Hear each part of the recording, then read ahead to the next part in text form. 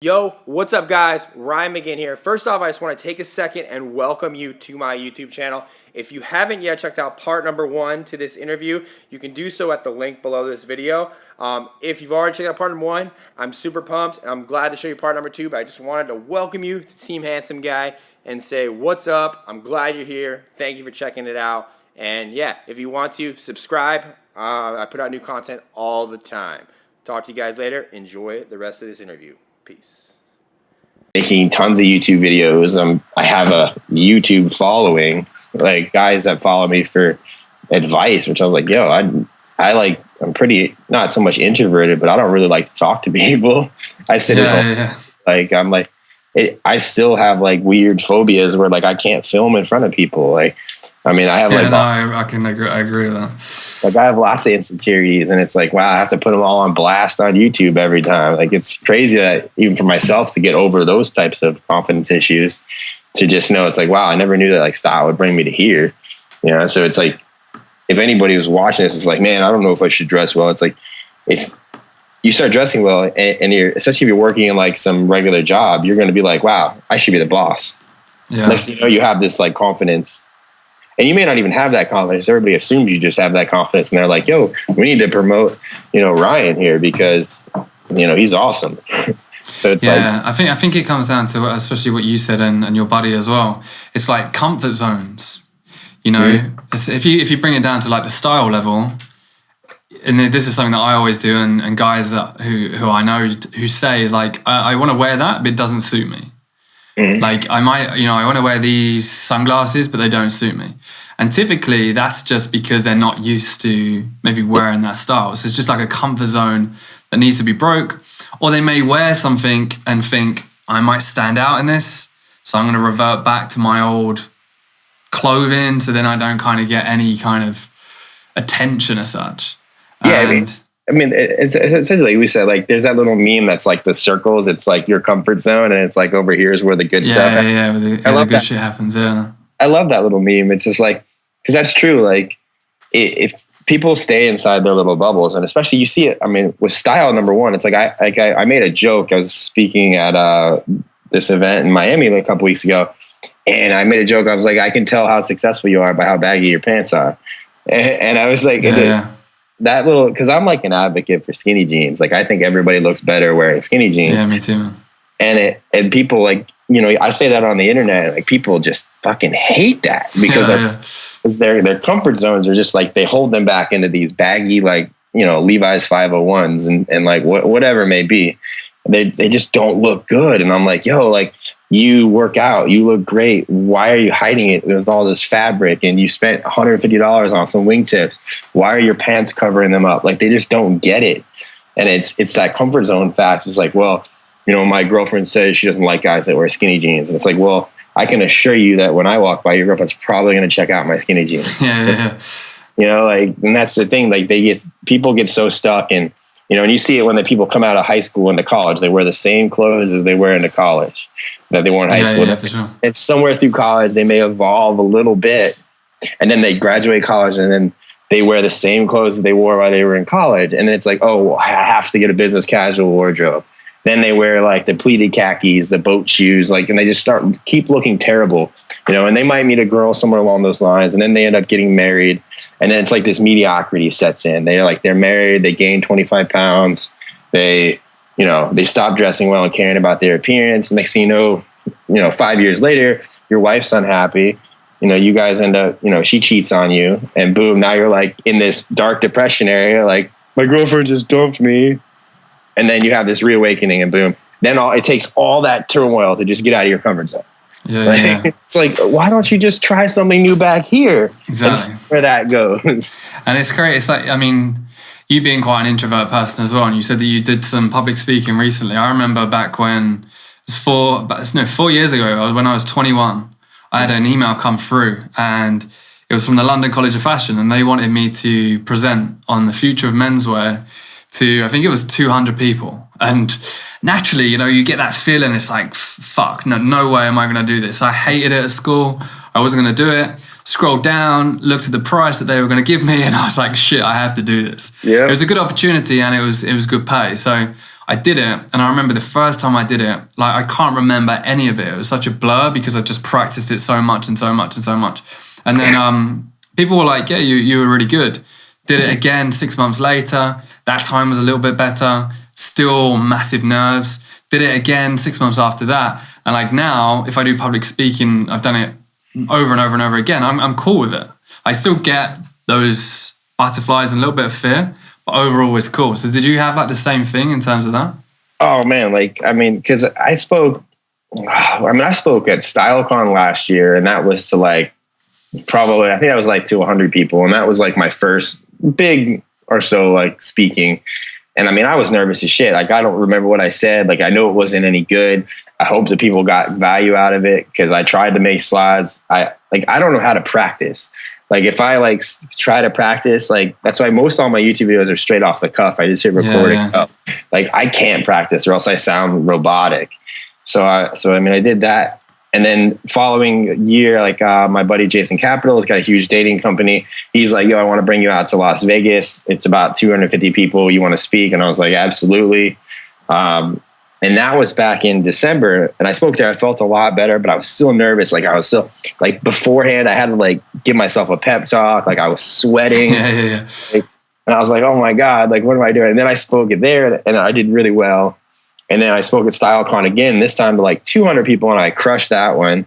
And then I was like, this last one was in Miami, it was 300 people.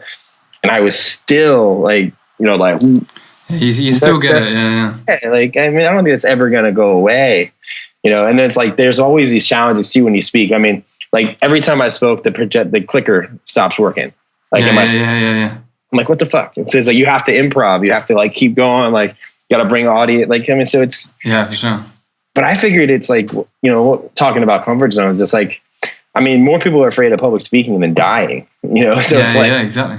How do I not be average? Well, if I just learn how to public speak and do it okay, I'm 100% better than everybody. Yeah. Anyways, so it's just those little things and I try to teach that, like, it doesn't take much to be extraordinary, especially with, with the average and mediocrity that everybody settles for. It's like, it doesn't take a whole lot. Start a YouTube channel, you start public speaking at your local meetup group, and you're the fucking badass in your local area. Exactly, man. I had a client like that recently. He was, he wanted to get into public speaking. There's something called is it Toastmasters out in the US? Yeah, Toastmasters. So he told me about that, and I was like, go for it. Just head down there. And I always say to people, when you get that fear, like when you get those butterflies, that feeling in your stomach. Like, that's when something good's about to happen. Whether like you fuck up the first time, like if you do it over and over and over again, that's when the good shit's gonna come. Mm-hmm. And he went down to Toastmasters and did it once, did it again, and now I think he's continuing with it. And so it's the comfort zones is definitely a big one. Yeah, I always think I like butterflies or something. Like, I always feel like that's like mediocrity coming out. Yeah. Like, let them free. Yeah, you gotta let the mediocrity out. Yeah. So, and also, what do you think when someone says, I used to say this, man. I used to say I'm not a very confident person. I'm not a confident person, and now I tell people that if you label yourself as not a confident person, it's not true, because I always say to them, "Are you confident in tying your shoelaces?" And they're like, well, yeah. And I was like, well, then you're confident at tying your shoelaces. So it's like, you're not a not confident person. You're just not confident in certain areas. It's about triggering those areas, working on them, breaking the comfort zones, and then getting more confident in that area of life. Do you agree with that? Oh, totally. I mean, even still, like, I don't see myself as a confident YouTuber, like, but I'm going to make YouTube videos today. I'm going to make them probably Thursday. I'm going to make them Friday. Yeah. It's like, I think confidence is kind of like, everybody looks at it like, oh, that guy's a confidence person. It's like, no, the more repetitive actions you take at doing something, the better you get at it. The more you know about it, the more confident you are. Exactly. Exactly. It's like I'm not a confident product creator. I just do it all the time. Yeah. So it's like, okay, there's people that make better products than I do that look a lot nicer. There's better, website guys. There's better Facebook groups. I mean, but it's like, I always find that it's like, I watch a lot of YouTubers and, not so much, I'm not too big on watching like motivational channels and things like that, because I'm not a big rah, like rah type of person. Sure. Like, Like, I don't really like Tony Robbins. Like, I like him as like what he preaches in his message, but I don't really like watching him because I don't really need to walk on fire. Like, what is that going to do? Yeah. You know, so but I just found that you can always outlast your competitors. Like, the endurance, the long game always wins out. And that's like the overnight success is the most confident, like, pickup artists, like the guys that like, man, he never has problems meeting girls. It's like, well, no, he just never stops meeting girls. Yeah, for sure. So it's like, and people don't get that. It's like a volume game. It's like especially like when I started my YouTube, I don't hope to like one video go viral. I want 500 of my videos to get 100 views a day. Mm-hmm. Like, and that's, you know, and then in the doing of that process, it's like, okay, here's 10 videos, then 20.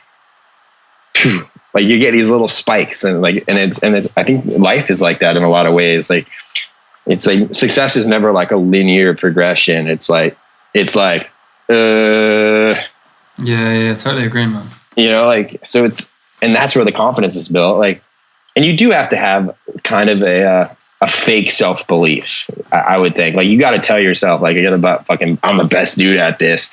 Like, my fashion advice is the best in the world. It's like, because you got to kind of like fool your brain into like going out and doing these audacious goals and things of that nature. So I do think that you have to be a little, was it masochist? Like, for punishment a little bit. But that's where, you know, in my opinion, like, talking about comfort zones, I know most people won't do that. So I do that. And I mean, I'm sure you get it as well because you have a successful blog. Like, oh, how did you start that, man? How did you get that? It's like, oh, it just seems like overnight you were just like, yeah, exactly. And it's like, well, no, it's like, dude, it's like, when I made like 75 videos that nobody gave a fuck about. Yeah. Like, people like don't see that. They only see the results, and they're like, you know, you don't work much now. It's like, you know, you go to the gym in the middle of the day, like you go traveling, and like you don't ever seem to be working. Like, it must be easy what you do, and it's like, you know, no, it's taking a lot of work to get there. And it's super strategic. Like, and a lot of, as you get better and better, you learn what your strengths are, and like, you know, okay, I need to focus on this, and this. Everything else is kind of minutia, and I'll get to it later. You know, like, or those are things you hire other people to do. So it's just like, but yeah, it's like you're saying, it's, you know, a lot of people want that overnight success. And I think everybody starts like super unconfident, you know, which is like, man, I think this could work. And then just the more you practice it and repetitiveness of doing it. My buddy, I was said, like, just show up. Like, for me, it was like, he's like, show up on time. I'm like, for me, it was like, let me just get there. Let me just make a video. Like, I try to schedule things. It's like, it does not work for me. It's like, let me just get 3 videos out this week, 3 videos out next week. Let me write 5 emails to my list this week, 5 next week. Let me make 1 product a month. And eventually that momentum has taken it, you know, my business to new heights. So it's like, you know, anybody watching this is like, I don't know what to do. It's like, I mean, neither one of us can tell you what you should be doing. It's just, you just got to start trying shit. And I mean, I tried a lot of stuff online before I even came. Same here, man. Like, you know, it took me a good year or 2 maybe to start making money online whatsoever. I mean, the whole make money online industry is very contagious. You know, there's so many people sell you dreams, and you know, it's I think what you just said, there's 2 things that stand out. Is number 1, it's like imperfect action. It's like you said, you know, you said yourself, you don't create the best products. Your videos are very off the cuff. It's like, you know, you haven't got a videographer team and it all scripted out, because then you're not going to be able to get the content that you do. And I'm the same now. I started wanting it to be all edited and all crisp and being perfect. Whereas now I just grab the camera, sit where I'm sitting now, hit record and just talk about something. And so imperfect action I found helped me massively. And also, like, always looking to change. So like you said, like with success, it's never just a complete, you know, upwards. It's just, sometimes I'll have dips and then it's like, okay, what do I need to do to make some change? You'll get like a massive growth and then it will go again and then you change again. And for me, you always got to be not critical of your own actions, but look back at, okay, well, why did that just happen? Like, what brought me to that level? Where was the turning point there? And then you always try to create new turning points, and that'll help you go faster. But for me, that was big too, is just like not so much looking at all the failures, but like, oh, that worked. What did I do that worked? Let's for sure. that out. And then you just kind of, as you keep going, you hone in on like your message, your market, what you're doing, how you're doing it. And that's when the real growth, in my opinion, happens. You know, and I mean, like you said, I mean, there's a lot of product. When I release a product, 9 times out of 10, something's going to break within the first day. Like the website's not going to forward people to their email responder. They're not going to get their product. I'm going to get 55 to 100 mad email support tickets, and I'm going to have to answer every single one of them one by one, telling people, I'm sorry, here's your product. For something that I forgot to do when I launched it, because oh shit, I didn't do that. You know, it's like, or it's, man, I sell bracelets and I'm about to release 27 summer outfits. Obviously it'd be great to have links to my bracelets inside this product I'm going to sell, but I don't have bracelets. They're sold out. I'm getting more. I'm waiting for them to come in. They won't be in for like another 2-3 weeks.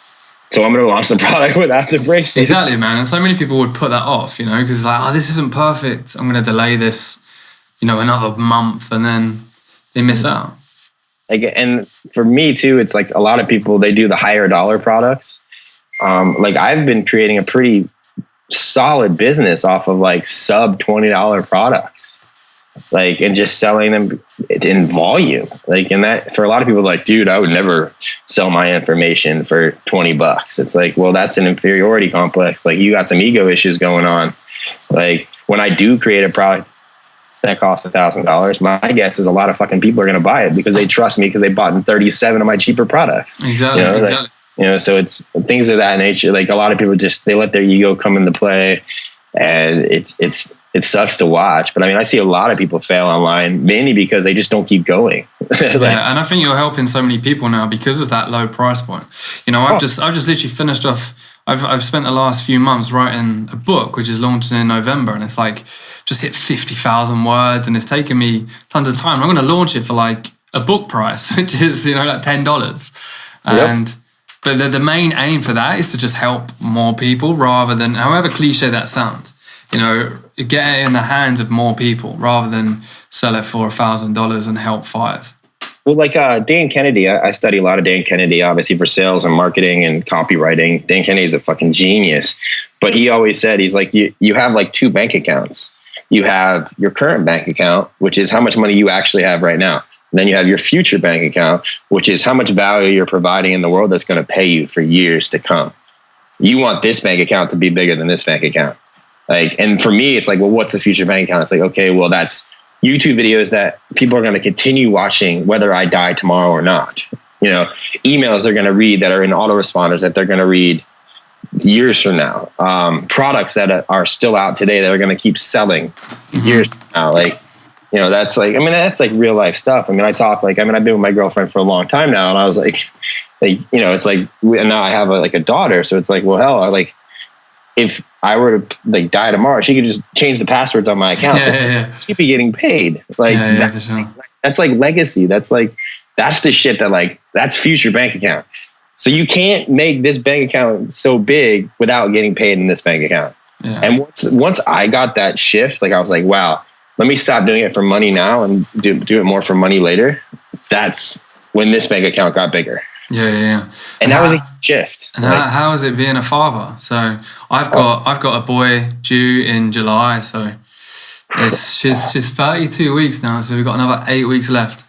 But how is it being a father now? It's not as hard as like, I feel like society wants to scare the crap. Yeah, exactly, like, man. And I don't get that. So like, I'm not going to say it's easy. It's not hard, but it's very, as a home-based entrepreneur, like I used to do everything at my house. I would film my videos. That completely gone. There's no productivity at home anymore. Yeah. Like the baby wants attention. You're trying to help your girlfriend or wife. You have to take a shit and you don't have time to do it.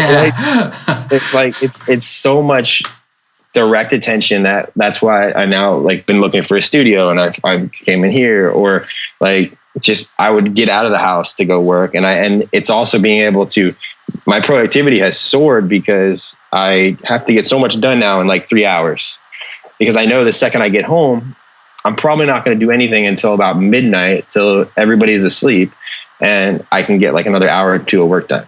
But then it's like, if I do that, I know the baby's going to wake up at like 5 a.m. and I get like 3 hours of sleep. So it's you got to really be, like, guard your time is more mainly. And a lot of people told me this when I started, like, yeah, it's going to be hard. You're gonna have to do this. And I was like, yeah, I'll figure it out. You don't know shit. And it's like, you figure these things out on your own. But like, I mean, even us doing this interview is taking about 2-3 weeks just because it's like, I'm like, yo, I can do it tomorrow. Yeah, for sure. So it's like, you learn that. And then just now what I like continuing with the future bank account current, it's like, obviously I want to make money now, but it's like, okay, I need to be set up to keep doing what I'm doing and keep making this money because that little girl needs to get fed and she's going to look to me to feed her. So it's like a more adult mindset shift, which I never really thought. It's hard to explain in words, but I'm sure you'll feel it too. You want to do things more for the long term. Yeah, exactly. And I think the issue is as well is with anyone in particular, especially people who work from home or are on their own business, is they don't work smart. It's like I was very one for just being behind a laptop for 12 hours and being like, I got a lot done today, when in reality I probably could have done that in 5 hours. Yeah. So it's like as soon as I shifted and had more work-life balance, so in the morning now I won't work until maybe 11 a.m. because the morning is spent with family, is spent at the gym, is spent doing reading or doing something that will benefit me, and then I jump into work. And then I also switch off in the evening for a bit, spend time with family, and then I'll maybe do some work in the evening. Whereas before it was just very much like work. Yeah, I mean, one of the things that was I love to work out, I love to ride my bike. Well, lately I don't have time to do both. I have to choose. I'm like, all right, well, which one's going to make me a better person? And I always choose cycling because cycling is more meditative. Yeah. So it's like, but I was just like, man, I can't do both. And it's like, now it's like people are like, Ryan, how many books do you read? I'm like, I haven't fucking read a book. And I don't have time to read a book. It's like, I could read a book or I could make a YouTube video and make money. So I'm choosing the YouTube. So it's like making these decisions has been real, because I know how important it is to read. But at the same point, I need to get work done to make money. Yeah. It's like I used to have this major morning routine where I worked up to being creative.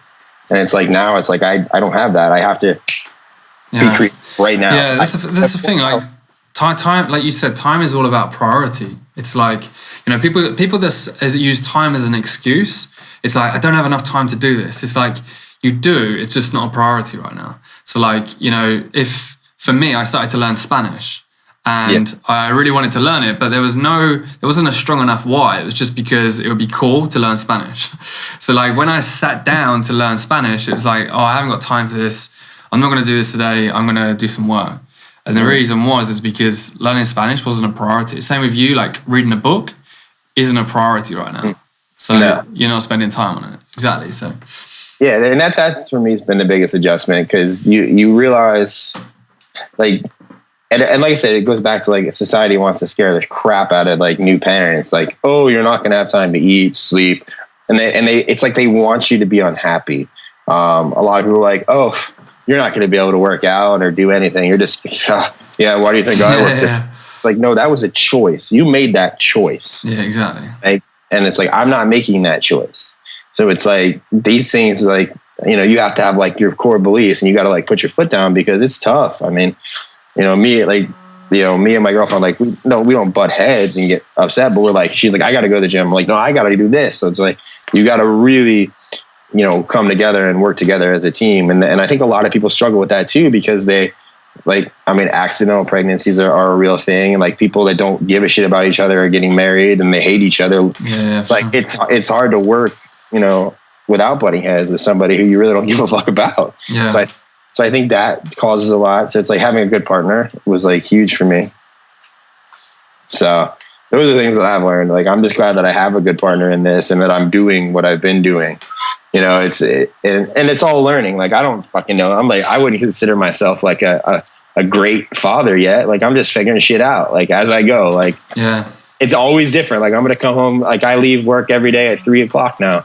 When I go home, that's going to be a different baby than she was yesterday.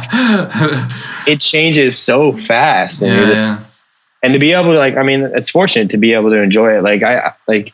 To, have the opportunity to work from obviously not home, but here now, and set my hours. I ride from 7 a.m. to 8:30. I get to my office by 9:30. I'm working until 3. Like, to have that ability and be like, I have to work a 9 to 5. I'm not going to see my baby. I got to go to the gym from 5 to 6. I don't get home till 7, and my baby goes down to sleep at 8 p.m. Exactly. So it's like, I'm very fortunate. So it's like, people watching this, like, I love that I've been able to carve out this path, you know, and it's possible. Like, you're doing it. I'm doing it. I know a lot of entrepreneurs that are doing it. Yeah, for sure. It's, you know, it just crushes. So it's like, definitely, like, and I believe all that, like, I'm able to do what I am now because I learned how to dress well.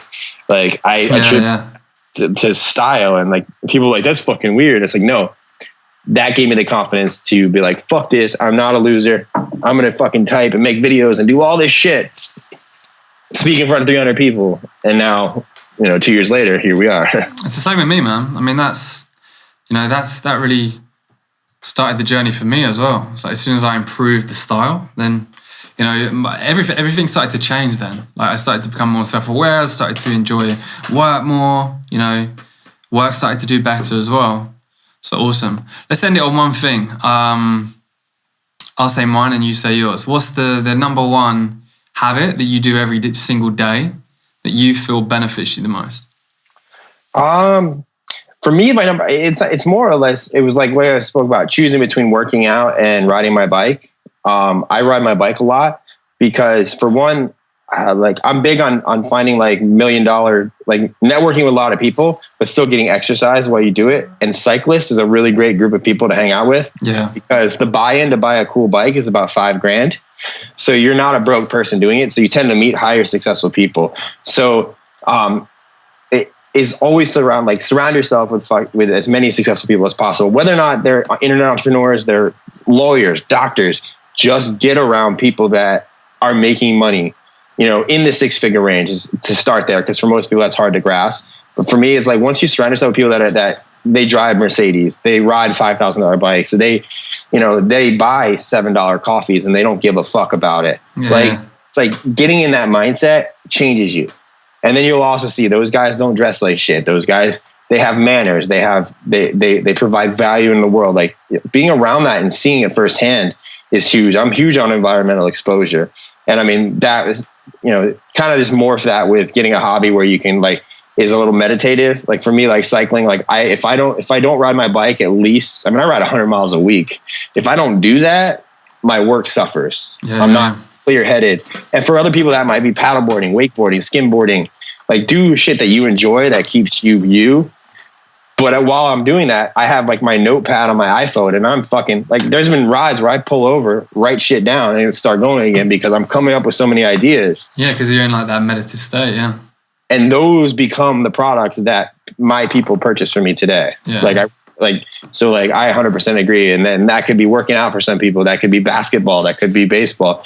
Like, find some way that, like, you can integrate exercise and meditation type thought process, if that makes sense. Yeah, awesome. That's been huge for me. So yeah, cool. Yeah, I think like you said, there's a good saying that you're the byproduct of the 5 people you spend the most time with. Mm-hmm. And I was writing earlier about when people compare themselves to others and they do it in a negative way. It's like, you know, or you could go with your 6-figure buddy and be like, shit, you know, I wish I had as much money as him. And you could see it in a negative way, or you could use it as a benchmark and say, if he's making 6 figures and I'm like friendly with him, I'm going to get as much shit out of him as I can to find out how I can get to his level. Yep. And, you know, it's the same with like Roger Bannister when he broke the 4-minute mile, and everyone was like, you can't do that. No one can do that. He did it. And since it's like, it's normal for an athlete to do now. Like 4-minute mile is just like, if you don't do that as an athlete, then you're not a good runner. So for me, that's the same. But yeah, for my habit, it's got to be exercise as well. I mean, I vary my exercise, whether it's running, whether it's weight training, whether it's swimming. When I was in Costa Rica, I was doing like beach runs and surfing. Like, I'll just vary it up. And if I don't exercise, again, same as you, my relationships, my work, everything will suffer. Yep. I'll just feel shit. It's like, I mean, we're our machine, man. We have to feed our machine. Like, we have to keep it in top notch. Like, we got to grease the gears, change the oil. Like, that's us. Yeah. Like, eating well, working out. Like, I believe that. And then obviously you're with me on that, dressing well, and then surrounding yourself with awesome people. Like, That's not very hard for people to do, but everybody fucks that up. Exactly. I mean, the problem is like when you become like a father, people are like, you've got a little one now, like that is your priority. And, you know, of course that is your priority, but at the same time, you are the biggest priority, because if I don't look after myself, I'm not going to be the best role model for my son. So I 100% believe in that. And it's like, too, it's like, you know, you always have to value your relationship with your partner. I'm not married. Like, obviously, I mean, so people are like, oh, you had a kid out of wedlock. It's like, no, but I treat her with respect. We treat each other with respect, and we're a team, and we know that. Like, I think a lot of people, they're like, they want you to fail. Like, and they're like, I don't buy that. I don't believe that. Like you said, my relationship with her is over the baby, because us together give that baby a better life, and us together happy give that baby a better life. I'm a better person when I'm not fighting with her. You know, vice versa. Like, exactly. It's just a lot of fucking work, and people don't want to say that. They don't want to like appreciate that. It's a journey. Like I always say, I mean, I talk to a lot of pickup guys. It's like having sex with a one night stand, one girl is fucking easy. Like having a relationship and now adding a kid, it's fucking hard. Yeah. So it's like that's my advice. I mean, I hope people got something out of all that. Yeah, for sure. But no, man, it's been awesome talking to you. Yeah, man. Lots of completely impromptu chat, but I love that. There was a lot of knowledge dropped in there. I love lots of golden nuggets, lots of knowledge bombs. I'll definitely put this on the YouTube channel and stuff. But dude, I got 3% battery life on my laptop right now. Yeah, cool. That's it. I mean, I'm gonna chop that up and. Awesome. Yeah. Let me know. I mean, if you want to send me the file, or let me know if you want me to post some of it on mine and link to your channel, or vice versa. Yeah, I mean, cool. We could do that. We can do that as well. I mean, whatever's going to work for both of us. I mean, I don't care, because there was a lot of fucking information there. Yeah, man. It went well. Cool. I'll send you the video file, and then I'll put it into an audio as well, and I'll send you that. Awesome. Yeah. And let me know what you want to do if you're going through it and you're like, hey, I want to put this part on my channel. Can you put this part? Just let me know. Cool. We'll work together and get it. Like I said, I have no schedule on when I upload to YouTube, so it's sweet. Yeah, I've kind of taken a bit of inspiration from yours as well. It's like just content, man. Just try and get as much content out as possible.